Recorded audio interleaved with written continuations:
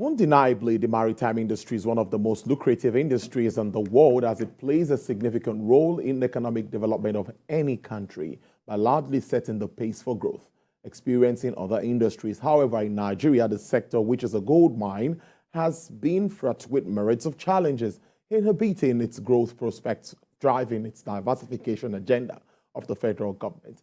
As a major exporter and importer of goods to and from other nations, analysts are of the view that government must critically support and pay more attention to issues around and challenges around the sector for it to attain its full potential. Well, I introduced him earlier. He's joining me live in the studio to give insights into challenges and growth prospects of Nigeria's maritime industry. He is the Managing Director, Chief Executive Officer of Zircon Marine Limited, Mr. Sheyi Ajibola. Mr. Ajibola, thank you so much for your time. It's good to have you on the program. Thank you for having me here. Yeah, a lot. I read a lot about what you've been doing in the past year, and of course, but for me, I'm going to ask you that you've been doing a lot around building partnership, which to me is very, very vital part of your strategy. What significance does it have for your organization? I think the main thing is that we want to compete globally, and those partnerships just enable us to do that. And a lot of our business is pivoted to best practices, and we are fighting and succeeding in getting international business that may have otherwise gone to so-called foreign companies, but building from up as a full 100% Nigerian entity. Indigenous, totally indigenous, fully indigenous, fully indigenous company. So, what would you attribute as the progress of this your firm all the while? No, it's been really good. My 11th year running the company. Wow. We've made significant milestones, I think, in terms of our core mission, which is to be the #1 liquids transfer company in Nigeria. We have made significant strides. We have certifications from international oil companies. We are in the throes of getting others, and we're in extensive conversations. So there have been significant shifts, certainly, since I have been at the helm of affairs, not just with my company, but I think with the maritime sector generally. But I still see a lot of opportunities in that sector. But for me, I think in the past decade, you have showed some deliberate efforts towards environmental sustainability. Can we talk more about that? What do you aim to achieve with this? So we're an early signatory to UN Global Compact from about 2014. Okay. And the whole idea, sort of my background, is that we can do our businesses more sustainably. Now, of course, being compliant also comes at a cost. But there are even simple things like, how we treat oil waste. Something we can decrease before disposing. So there's the issue of the mentality of the workforce and, how that ties into global best practices. But there's also issue of certification. So we're fully signed up. We've done quite a bit. We issue sustainability reports every year. The last couple of years, because of COVID, things were a bit, a bit slowed down. Yeah, of course. But subsequently, we had a very good 2022. We set ourselves some targets for our sustainability program, both around the environment and around women empowerment, and we achieved both of them. And I think once the more and more companies that do that, it's not just better for the environment, but it's better for business. So the top international companies also want to associate with companies that are environmentally compliant. They have initiatives that have respect for the environment and other sustainability goals, because the environment is just one aspect. Even diversity in the workplace is a big sustainability goal as well. So those are the things that we've been doing. Specifically as a company, last year we put out to be plastic neutral, which meant that we needed to collect enough plastic for every employee in the workforce, and we partnered with Recycling, one of the major recycling companies, and we achieved that target. We also had a target around women empowerment to give scholarships to the Federal School of Mines, scholarships in our own industry, because women are underrepresented. So we went to the school and were able to issue a couple of scholarships to 2 female students. So those were the major highlights of our 2022 program. We also gave an award to somebody who was doing waste to agricultural inputs in University of Ibadan as part of Total's starter up where they support new companies. So I was a judge, and the company also gave an award to the best female participant of that exercise. Wow. Yes. Well, we're almost talking women now. I think we should just move straight to talking women then, because it's their day, and we should not just ignore that. International Women's Day. What is your comments, or what do you have to say to them, and how are you sure you are also ensuring equity, diversity, and inclusion? We are doing that here at TVC Communications. Sure.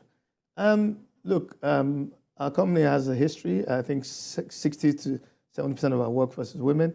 7% of our managerial workforce is women, and our board is 50% women as well. So we've been at the forefront of it, and our main goal this year is to get more women into the field, because even simple things like old ships, for instance, have no women bathrooms, as an example. So there are lots of things to do structurally, but we want to, in our own way, support women in the maritime sector. And in any technical area that we can. Certainly in our own organization, that's already done. I think we're ahead of our peers in a lot of ways. But yes, we're doing a lot. We want to work more closely with the schools so that they have support. I mean, one of the testimonials from when we gave the scholarship earlier in the middle of 2022 was the fact that a mother was telling me that she was discouraged from sending her daughter to the School of Oceanography because maritime is not a woman's job, but that's not true at all. There are lots of successful women in the sector, and we're doing our own bits to keep the flag flying. Great stuff there. But let's talk about the Nigerian government through the NCDMB legislation and back to drive participation of. For me, I've always welcomed the NCDMB thing, local content. That is it. At least let's try to retain some of these effects down here. Nigeria. As an insider view, how would you evaluate the progress around this space? NCDMB has been fantastic for the industry. There are other macro issues affecting the oil and gas industry generally. The rig count is, at the lowest ever, and that directly impacts service companies, especially people that bring rigs, primarily, especially offshore rigs. Some of the other areas, they're okay. But the service guys that supply vessels, anchor handling tugs, there's been a slowdown. But NCDB itself has been an enabler. I think a lot of companies have benefited, not just from the categorization or the ring fencing or the initiative of having Nigerian entities run the business, but they've also participated. Some companies have benefited from the fund that they provided to enable them acquire assets, et cetera, et cetera. So no, I mean, it goes across board. I think there are a lot of participants in the industry that would not be here if not for the NCDMB. But times have changed, and my belief is that the NCDMB too should evolve and will evolve. I think the structural changes, we've had the initial, the initial cover that has enabled a lot of businesses flourish. But what you find is that now, certainly my belief, is that we need to be thinking from a global competitiveness, because the maritime business is very global. It is. It's very global and mostly dollarized. Go ahead, come on. It's dollarized, but being global is the main thing. So we compete for everything. So we're not insular.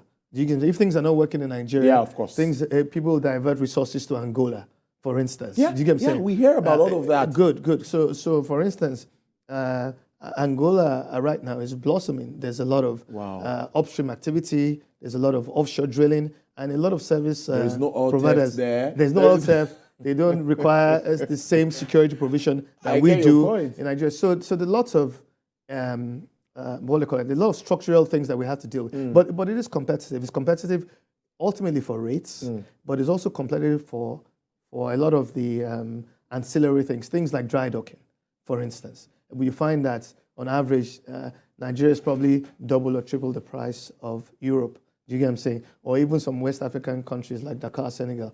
So the question is that how do we compete globally? Because we have the ring fence, we have NCDMB enabling, but the issue is that what particular areas do we want to attack so that Nigeria can become a hub for those things? And increasingly, those things are going to be more important. Especially now, we have a high oil price regime, and that's fine.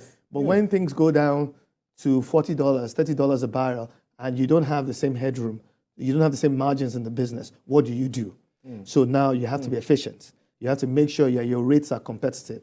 If you're in a high cost or a lack of infrastructure environment, all of the things that support and enable that, if you don't have those things around, then there's no way you can compete. And ultimately, all of the businesses will suffer.